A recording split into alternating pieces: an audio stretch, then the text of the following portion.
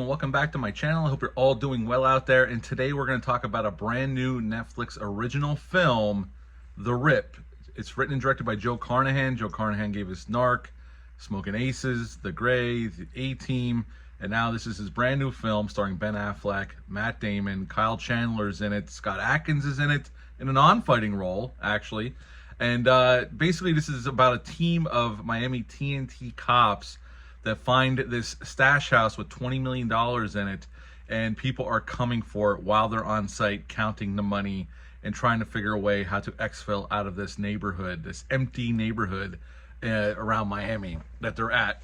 And they start not trusting each other. They're very cautious around each other. They don't know if somebody's trying to take this money. And pretty much at the end of the film, what we do find out, this is a spoiler review, by the way, so if you don't want to know what's going on, haven't had a chance to watch this yet, I suggest turning this off now and then coming back and watching it after you see the movie. And at the end of the film, we come to find out that Matt Damon's character and Ben Affleck's character, who are really good friends, not only in real life but in this movie, and worked together for years, Matt Damon set this up and brought Ben Affleck's character into it during this night that they're trying to flush out who killed this captain who was dating Ben Affleck.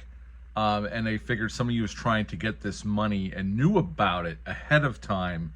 And by the end of the film, we find out that Kyle Chandler's in on it, and this other gentleman who's on their team is in on it. And Kyle Chandler's character gets killed by Ben Affleck's character, and they figure out who they can't trust anymore. They can still trust each other, and at the end of the film, they get to walk away with their lives, and they hand the money over in a righteous bust, and that's pretty much the end of The Rip. So what to like about this film? Well, the cast is great, but especially anchored by Matt Damon and Ben Affleck. These two are really best friends in real life. They've come up through the business together. They've been in films together before, and here you could tell that they have a chemistry. But they are throughout the movie, there is moments during the film that they're very antagonistic towards each other, their characters. And I think it works really, really well. The rest of the cast is good here, as you would expect of a cast like this. And I think the writing, for the most part, is on point. I think it's nicely directed by Joe Carnahan. It still has that digital sheen to it that most streaming movies have, but I will say this movie has better coloring in its cinematography, and I like the mood it's set. It's very gritty, and it gets violent as well, very violent as well, as you would expect from a Joe Carnahan movie. I think the pacing works. It's about an hour and 53 minutes long, if I'm not mistaken. Very much rated R movie, no holds barred, very gritty cop thriller. Definitely in the vein of something like Training Day, something like that. I'm not saying it's as good as Training Day, but it's in that vein of cop thriller. I think the setting, it mostly takes place for a long period of the movie in one location at this house that they decided to go into. And then, we're on the street in this little neighborhood, and then at the end, we get a pretty big action set piece with a chase scene, a vehicle chase scene, and a hand-to-hand combat scene with Matt Damon and this other character. Although I will say, there was one negative I had with the hand-to-hand fisticuffs. I am guessing the two actors were not involved with the fight for most of that fight, because the way it's shot and the way it's covered, you never really see their face that much during the fight in the swamp area in Florida. It's obscured by trees, or it's from behind, you can't see. So I'm assuming that Matt Damon and the other actor were not on set for some of this fight scene. But the car chase is really well handled by Joe Carnahan and whatnot. Is there any downsides to this? I think there's some gaps in logic that I didn't quite understand what the hell they were doing. There's a moment in the film where Steve Yeun's character, who's in the film as part of the team, sees his house at the end of the block, and it looks like the porch light is doing like Morse code, which Ben Affleck's character confirms, and he goes off by himself to check it out.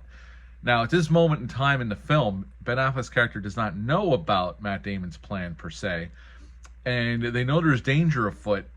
So why he would go down there by himself without calling for callback or somebody to back him up, and also, Matt Damon's character just points acting shady, even though at the end we figure out that he was setting a trap for who actually killed the captain and who might be in on trying to rip this money off. To go down there by yourself just seems insane to me. And then they're just out in the street and wide open, not behind cover when they know there's people trying to get this money. They have a gun battle at one point in the neighborhood, and they're still standing outside, not covered at all, knowing there's people trying to get this money. There's just some gaps in the logic that kind of will lower the score a little bit for me. But overall, I thought this was a pretty damn solid cop thriller, and definitely, again, I'll say this because I said it with Frankenstein. This is one of the better Netflix movies they've ever made by far, and you could tell it's written by somebody who has a point of view and a style about him, and this is definitely a Joe Carnahan movie with the style and the way it's edited and everything. So, I think Netflix makes better movies when they have an auteur who's writing it and directing it and producing it and knows what they're doing, and I think it shows with this movie once again, like in Frankenstein. Although I will say Frankenstein is definitely the better movie, but this is definitely a solid Netflix movie and one of the better movies they've ever made. At the end of the day, I enjoyed The Rip, especially for the cast and some of the action we get, and I like the story, even though there is some plot holes. So I would give The Rip overall an 8 out of 10. 8 out of 10 for The Rip. Have you watched it yet? Leave a comment down below. Let me know. Hit the thumbs up, hit the subscribe button, share this video. I greatly would appreciate that. That's it for this review. Until next time, bye.